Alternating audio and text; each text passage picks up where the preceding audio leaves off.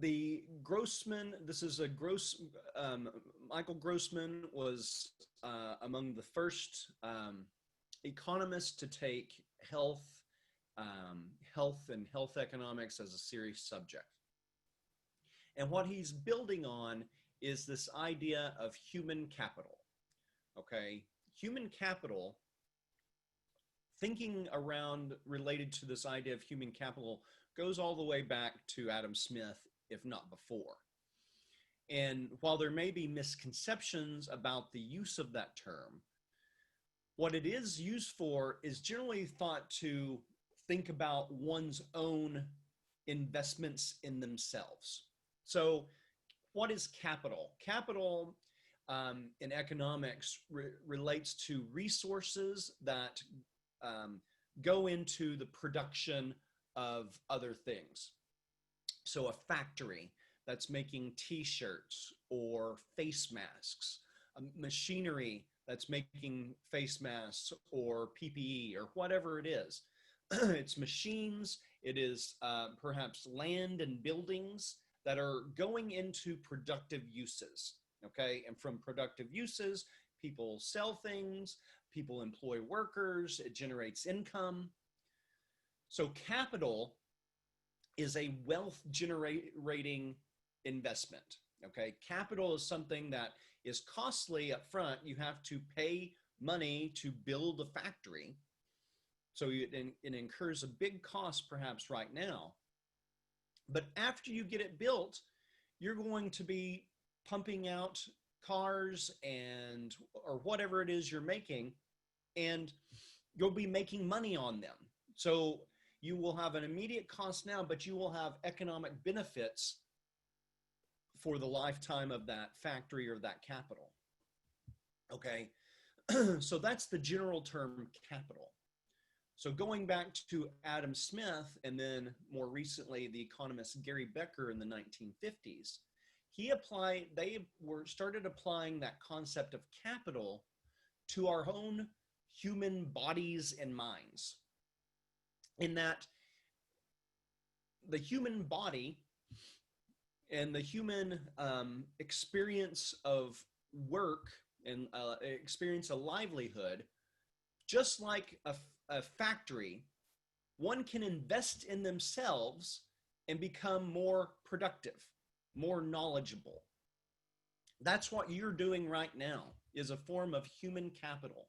By going to school and learning things that make you better thinkers, better communicators, knowledgeable about theory and technical things, that's going to pay off, we hope, in good paying jobs where you are using those skills and that knowledge. You will be using your human capital. But you're not getting paid for it right now, right? You're paying a cost. So you're paying a cost in time and investment of money, like buying this damn book, right? The hope is that this pays off to where you can be very productive with the jobs that you do, hopefully related to health policy and making your communities better. It's a tremendous investment, and it has what we call externalities, public benefits for not just you, but the wider community. So that is what human capital is, okay?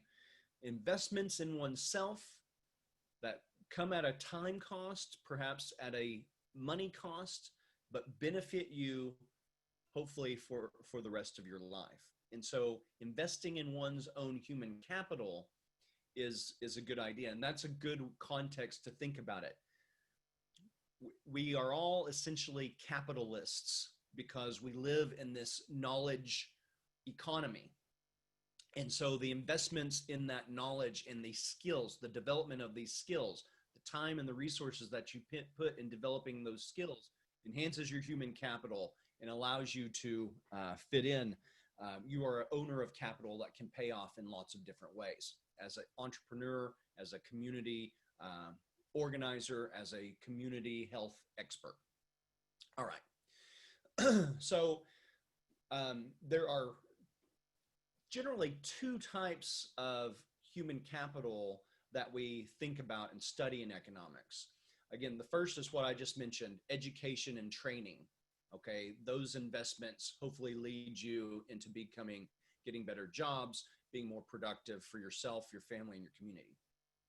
The second one is what we're talking about today, health. Okay, Grossman was the first that I know of. Adam Smith had talked about training and education way long ago. Gary Becker kind of developed it more formally in the 1950s, and Grossman in the 60s and 70s is the first to apply it to health.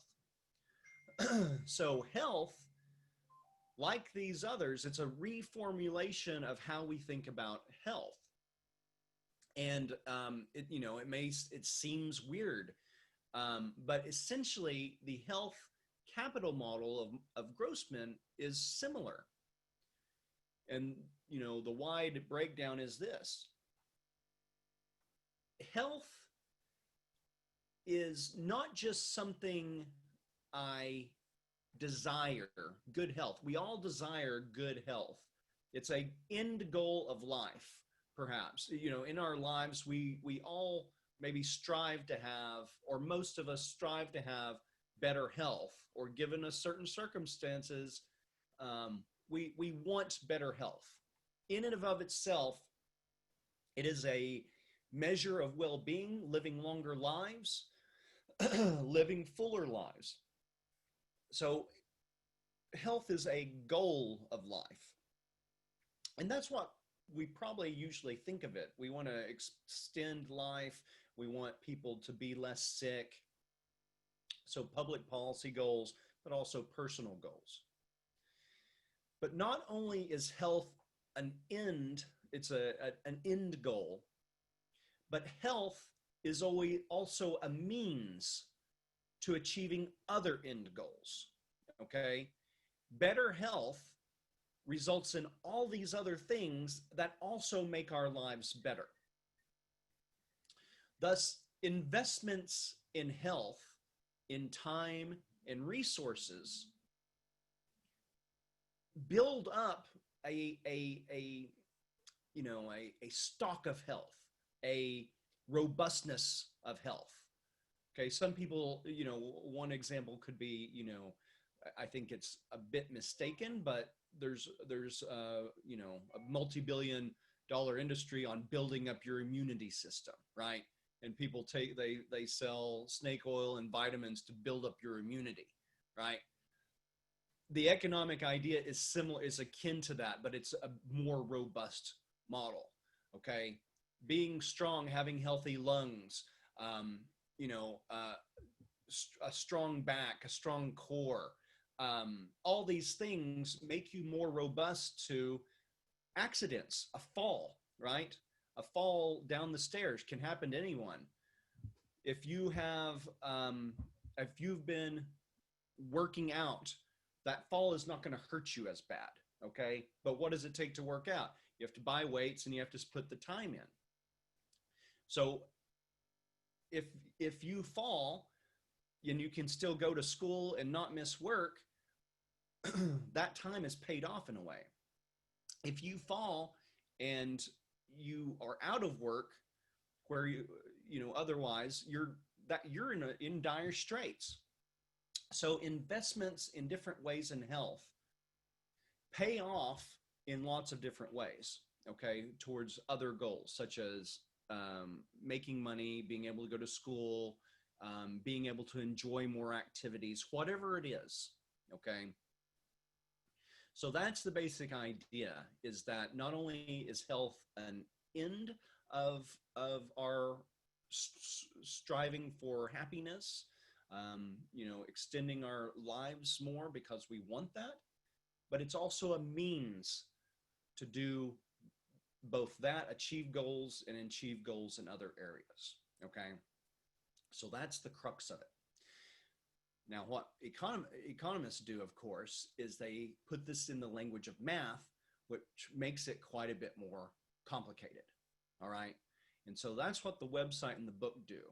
But I want to do a broad overview with some of there's lots of mathematical terms, there's lots of the use of letters and things like that that represent um, what seem as stale uh, technical concepts such as marginal benefits or marginal costs or inputs or whatever, but they have just with a little bit of imagination, you can imagine what these terms actually mean, and with a few examples. And so that's what I try to do on the website. So let me share my screen. Any questions before I go on? Okay, so human capital, we're moving to health capital as an investment in oneself to improve their lives.